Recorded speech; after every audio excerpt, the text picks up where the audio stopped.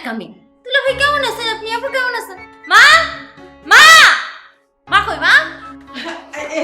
আরে কেমন আছিস তোরা? হ্যাঁ তোরা এখন কি জামাই বাবুজি কেমন আছো? ভালো আছি আম্মা। থাক বাবা থাক থাক।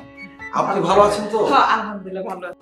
সে কি আম্মা, আপনার চেহারাটা এত শুকনা লাগছে কেন?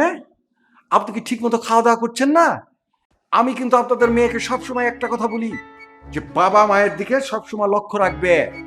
বাবা মায়ের পায়ের নিচে সন্তানের ডাইরেক্ট বেহেশত। কে শোনে কার কথা? এই যে আজকে কত কষ্ট করে এই বাড়িতে আজকে তাকে এনেছি, শুনে দেখেন, কথা বলেন আপনি। তোরা আইসস অনেক ভালো করছিস। এখন কি হয়েছে কত মা? কি হয় নাই সেটা বলো। এই তুমি এমন কলা গাছের মতো খারাপ হয়েছে কি লিগে? যাও তাড়াতাড়ি যাও, নাস্তা পানি রেডি করো গা। জি মা। আপা, দোলা ভাই, আপনারা বসেন, আমি এক্ষুনি নাস্তা নিয়ে আসতেছি। আবার সময় নষ্ট করে, তাড়াতাড়ি যাও। জি।